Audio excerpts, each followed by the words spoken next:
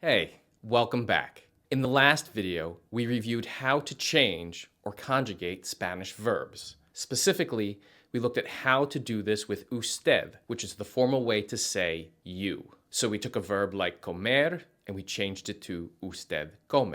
Or we took a verb like caminar and we changed it to usted camina. If this is looking familiar, then great, let's move forward.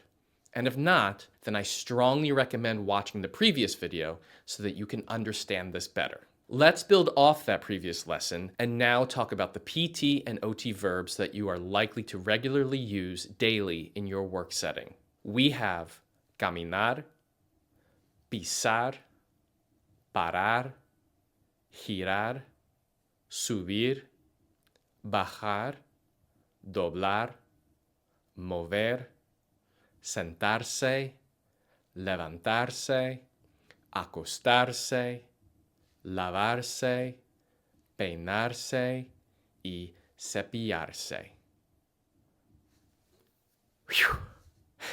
As you look at these verbs, you may notice that some of them look a little bit different. Well, in learning to use the most common Spanish verbs for therapy, we have to go a little bit more in depth with Spanish verbs themselves. Spanish has many different verb types, and we focus primarily on the regular verbs up to this point. However, to use all of the verbs that we will want to use, we will need to also look at some other verb types. This will include irregular verbs, stem-changing verbs, and reflexive verbs. And no, don't go. We're gonna keep this easy, okay? Let's keep it easy. Of this list of common PT and OT verbs, let's first review our regular verbs. Just like in the previous lesson, we are conjugating all of our verbs to agree with the subject of usted. So we have caminar, which becomes camina, pisar, which becomes pisa, parar, which becomes para, girar, which becomes gira, subir, which becomes sube, bajar, which becomes baja, and doblar, which becomes dobla. Our next verb on this list, which means to move, mover, is actually a stem-changing verb. And usually in school, a whole chapter of Spanish is spent dedicated to these verbs. What this means is that with the verb mover, the O changes to a UE when the verb is conjugated. So mover, when changed to the usted form, is not move. Instead, it's mueve. Now, there are other stem-changing verbs out there, and the way to learn them is really through memorization and exposure. So, for ease, whenever there are stem-changing verbs, I will point them out and show you how to change them. But in the future, I can certainly make a lesson which goes into this in greater detail. Next up, we have verbs that appear to break the rule of a verb needing to end in AR, ER, or IR. But they don't, and I'll show you that in a moment. We have levantarse, lavarse, peinarse, cepillarse, sentarse, y acostarse. Now, these verbs are called reflexive verbs because they are verbs which involve us doing actions to ourselves. These verbs work just like the AR, ER, and IR verbs we've been working with, except that they require an additional extra step because of the se at the end. Reflexive verbs also have their own dedicated chapter in Spanish textbooks.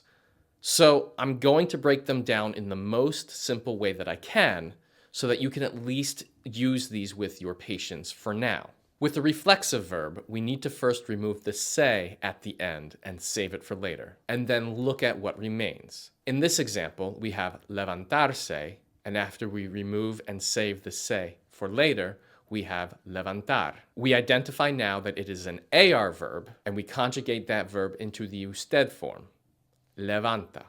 Now we have to return to that se that we removed temporarily, and we have to put that se in front of the conjugated verb. And our full sentence is now, usted se levanta, or you get yourself up. Let's try another reflexive verb. We have peinarse, which means to brush. So we remove that se and we save it for later. we now have peinar. And again, we can identify that it is also an AR verb. Our subject is usted, so we conjugate our AR verb peinar to peina. Now, we take that se and we put it back in front of that verb. And our full sentence becomes usted se peina. You brush yourself. Now, in case you're thinking to yourself, that's too easy. These last two verbs that I'm about to give to you are both stem changing and reflexive. And to save you some time, I'm going to show you what sentarse and acostarse change to in the usted form. Sentarse becomes usted se sienta, and acostarse becomes usted se acuesta. And both of these verbs are both reflexive and stem changing. Now, listen, this is an intermediate skill that involves multiple steps. So for a beginner learner, it can appear to be a more lengthy, complex process. But with formal instruction, it does make sense, and it actually becomes automatic. But it is an intermediate skill, so let's save that skill for another video. In the meantime, I will provide you with those final conjugated forms so that you can use those verbs within your work setting without having to know the multiple step process to start here and to end here. Because in the end, you don't need to tell your patient that you used the stem changing verb and it was reflexive and they should be really proud of you. But if you did use that verb, I'm really proud of you. So to review, we have some common verbs that you are likely to use in either an inpatient or an outpatient setting.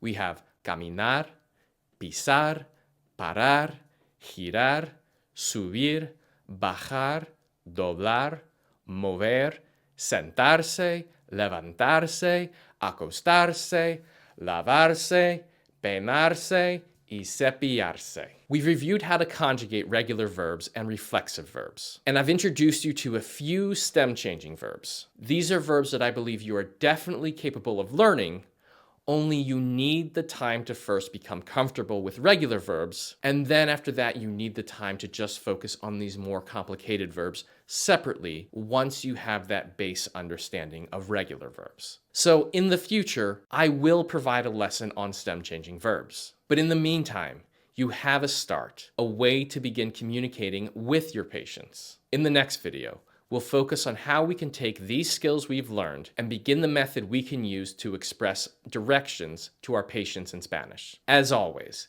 this is new stuff, and you probably have questions. So please, ask them below in the comments so that I can provide clarification, give further examples, or just so that way I can answer any other related questions you may have. And if I see a number of common questions, I'll create a separate video to better answer those questions. All right, take a break. When you're ready, I'll see you in the next lesson when we start putting this all together and add a little bit more complexity and nuance into our sentences. See you there.